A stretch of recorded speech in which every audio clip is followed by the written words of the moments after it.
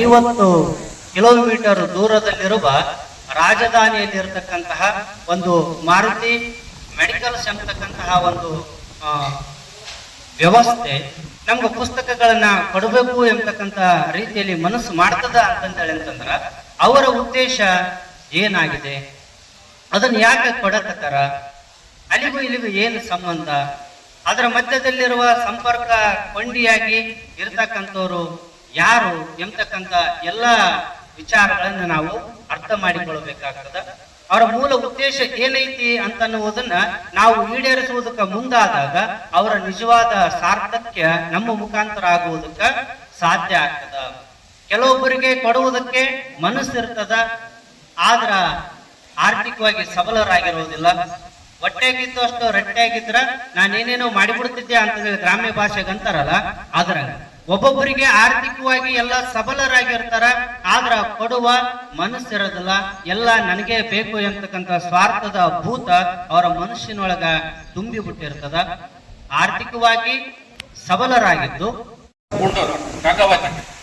ಅವರು ಇವತ್ತು ನಮ್ಮ ಕಲ್ಯಾಣ ಕರ್ನಾಟಕ ಭಾಗದ ಜವಾಬ್ದಾರಿಯನ್ನು ತಗೊಂಡು ಎಲ್ಲಿ ಯಾವ ಶಾಲೆಗಳಲ್ಲಿ ಕೊರತೆ ಇದೆ, ಯಾವ ಶಾಲೆಗಳಿಗೆ ಏನು ಅವಶ್ಯಕತೆ ಇದೆ ಅದನ್ನ ಕೊಡ್ತಕ್ಕಂಥ ಒಂದು ಕಾರ್ಯಕ್ರಮವನ್ನು ನಾವು ಮಾಡ್ತಿದ್ದಾರೆ.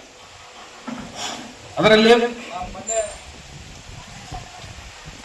ಆ ಸರ್ ಬಂದು ನಮ್ಗೆ ಈ ರೀತಿ ಮಾರುತಿ ಮೆಡಿಕಲ್ಸ್ ಇದೆ ಅಂತ ಹೇಳ್ತಿರೋ ಅದಕ್ಕೆ ಹೈಸ್ಕೂಲ್ ಮತ್ತು ಪ್ರೈಮರಿ ಸ್ಕೂಲ್ಗೆ 1,000 ನೋಟ್ ಬುಕ್ಗಳು ತಂದಿದ್ದೀವಿ.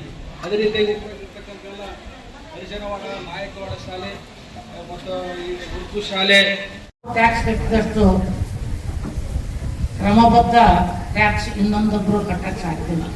ವ್ಯಾಪಾರಸ್ಥರವರೆಲ್ಲ ಅದರಲ್ಲಿ ಮೋಸ ವಂಚನೆ ಎಲ್ಲ ಅಡಗಿರ್ತದೆ. ಆ ಗಳಿಕೆಯ ಭಾಗವನ್ನ ಹಿಂದಿನ ಜನರು ಹೆಂಗ್ ಹೇಳ್ತಿದ್ರು ಅಂದ್ರ, ನಾವು ನಮ್ಮ ಗಳಿಕೆಯನ್ನ 3 ಭಾಗ ಮಾಡಬೇಕಂತ.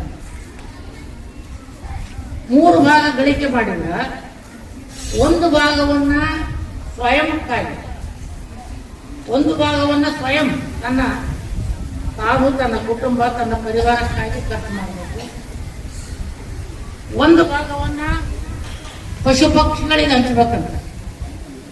ಅದಕ್ಕಾಗಿ ನೋಡಿದ ಗಿಡಗಂಟಿಗಳನ್ನು ಹಚ್ಚಿದವರು ಈಗ ನಿಮಗೆಲ್ಲ ನೀವು ಬೇಸಿಗೆಯಲ್ಲಿ ಪಕ್ಷಿಗಳಿಗೆ ನೀರು ಬಿಡ್ತಾರಲ್ಲ, ಅದೇನು ನೀರು ಹಾಕಕ್ಕ ಅದು ಅರವಟ್ಟಿಗಳು ಮಾಡ್ತಾರ, ಅದು ಪಶು ಪಕ್ಷಿಗಳಿಗಾಗಿ ದಾನಕ್ಕಾಗಿ ಅಂತ.